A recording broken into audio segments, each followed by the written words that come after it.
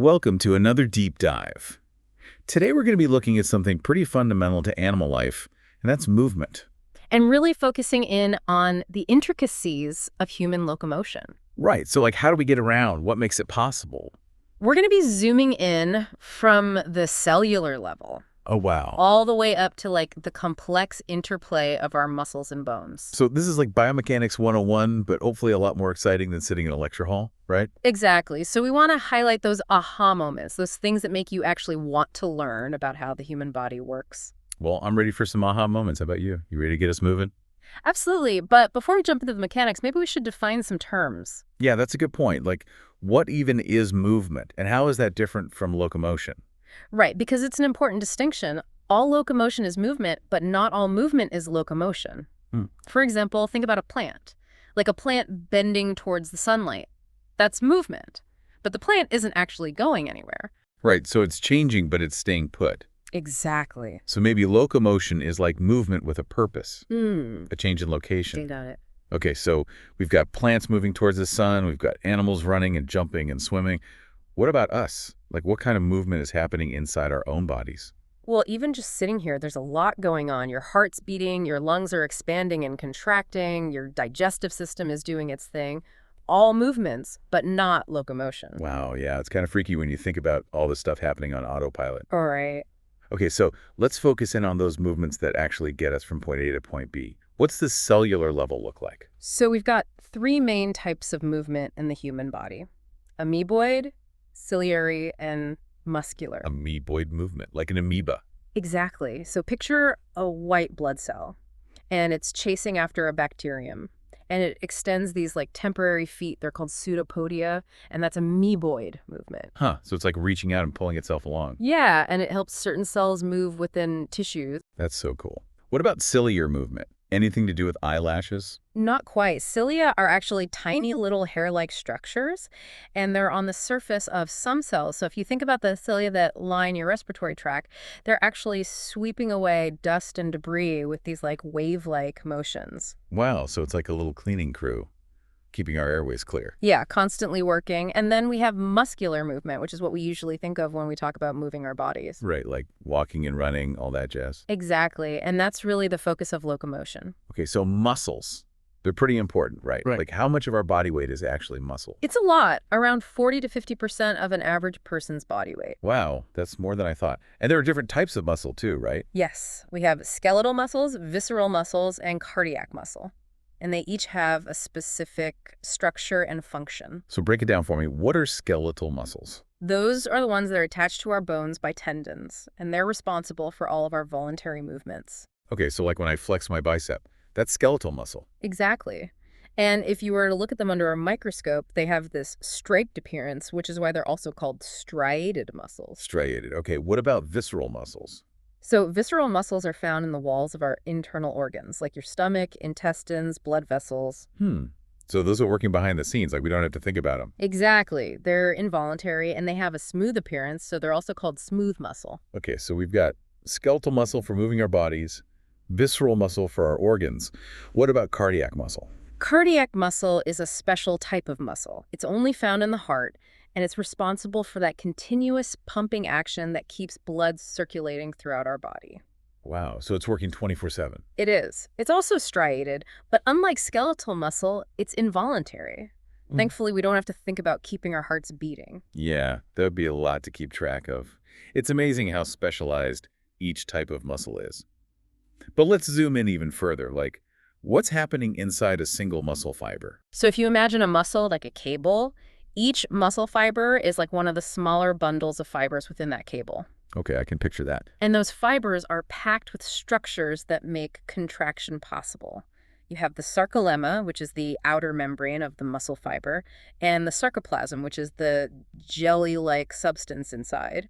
And I remember from maybe high school biology, those long cylindrical structures that run the length of the muscle fiber. What are those called? Those are myofibrils. Myofibrils, right? And they're the contractile machinery of the muscle. And within each myofibril, you have these repeating units called sarcomere. So the sarcomere is where the action happens. That's right. That's where the sliding filament theory comes into play. Okay, I've been waiting for this. What is the sliding filament theory? So imagine you have two sets of filaments within the sarcomere.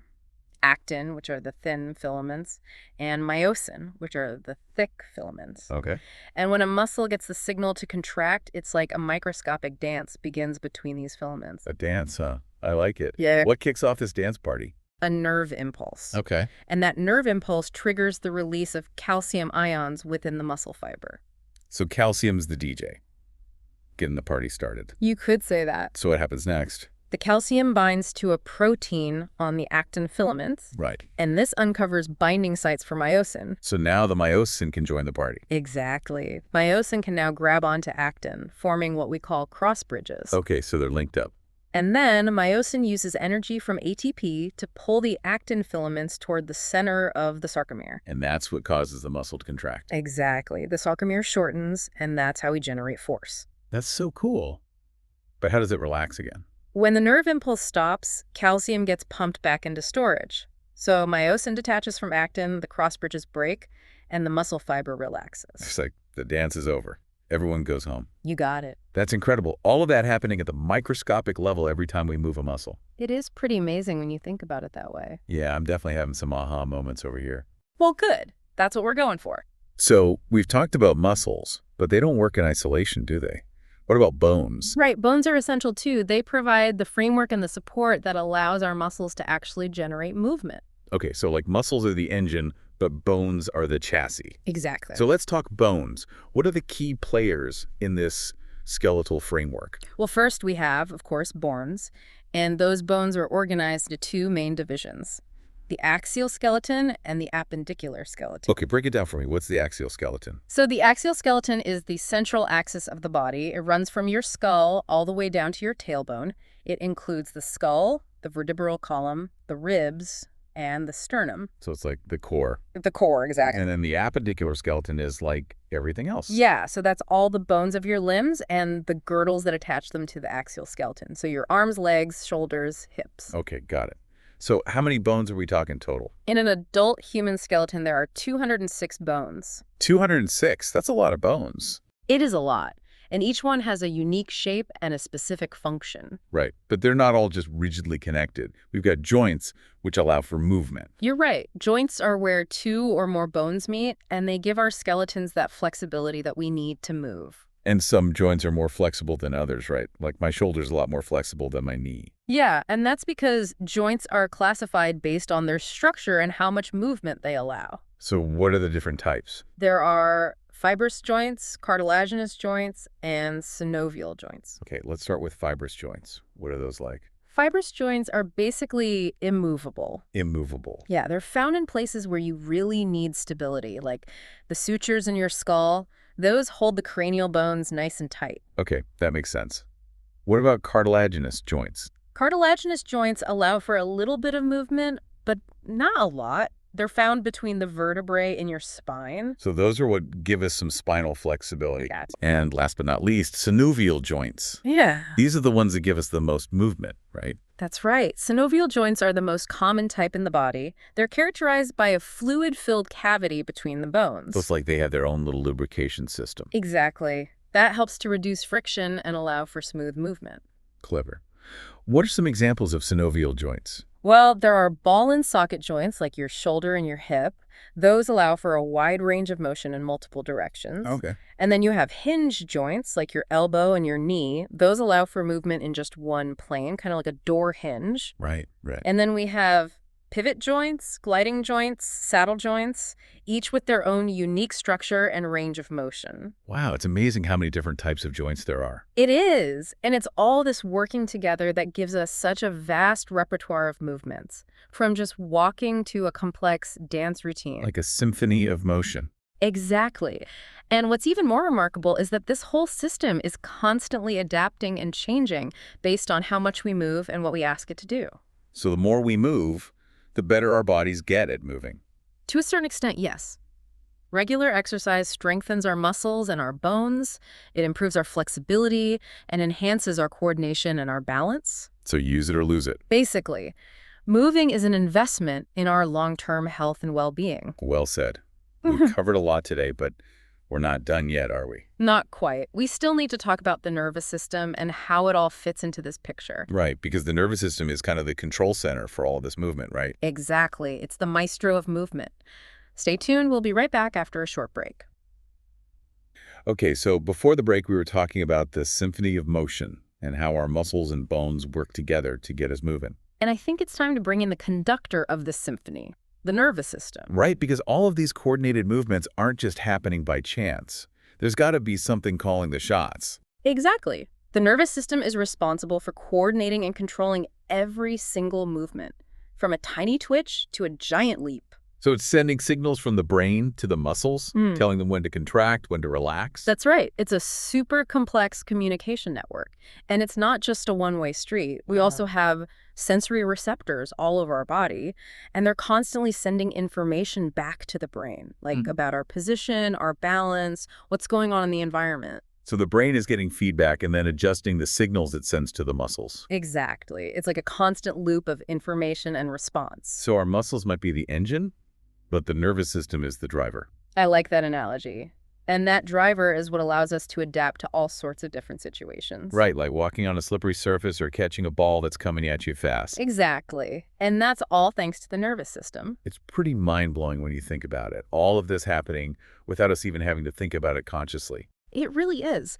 And it's this understanding of how the nervous and musculoskeletal systems work together that has led to some pretty amazing advancements in fields like prosthetics and rehabilitation. Oh, really? Like what? Well, for example, we're now seeing prosthetic limbs that can be controlled by the user's thoughts. Wow, seriously? Like mind-controlled limbs? That's right. And in rehabilitation, therapists are using this knowledge to develop more targeted and effective therapies to help people regain movement after an injury or disease. That's amazing. So by understanding how movement works at this fundamental level, we can actually help people regain lost function. Exactly. And who knows what the future holds? With continued research, we might even be able to enhance human performance beyond what we currently think is possible. Now that's something to think about. It all starts with appreciating how intricate and amazing our bodies are. Absolutely. We often take movement for granted, but it's a true marvel of biology and engineering. Well, I don't think I'll ever take walking for granted again. Me neither. Every step is a testament to the power and complexity of the human body. Well said. So what's the big takeaway from all of this? I think the biggest takeaway is that movement is a symphony.